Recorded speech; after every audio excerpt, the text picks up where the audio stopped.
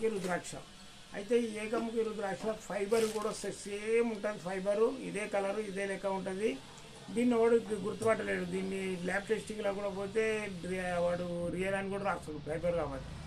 అందుకని చెప్పేసి దీన్ని ఏం చేయాలంటే మనము ఒక 10 రుద్రాక్షలు తీసుకుంటే ఒక రుద్రాక్ష పలగొట్టి చూడాలి. పలగొడితే దాని లోపల దీనికి ఎన్ని గీతలు ఉంటే అన్ని లోపల గింజలు రావాలి. ఇప్పుడు మేము పలగొడుతున్నాము చూడండి.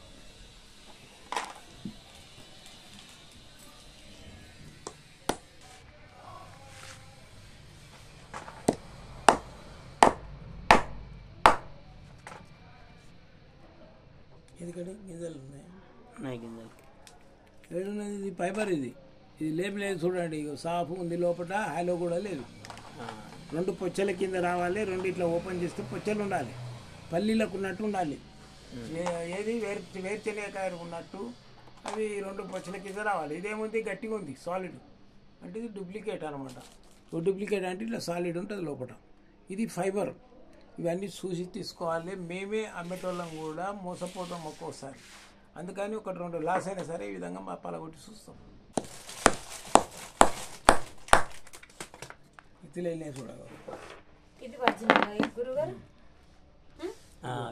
ఒరిజినల్. ఇప్పుడు ఇది కూడా పలగొట్టినాము. దీంట్లో చూడండి ఇత్తులు ఉన్నాయి. ఇగో ఇవి ఇత్తులు, ఇది ఒరిజినల్.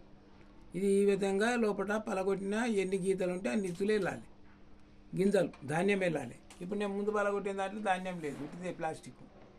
అందుకని ప్రతి ఒక్క దాంట్లో డూప్లికేట్ ఉండి చూసి తీసుకోవాలి. జై గురుదత్త.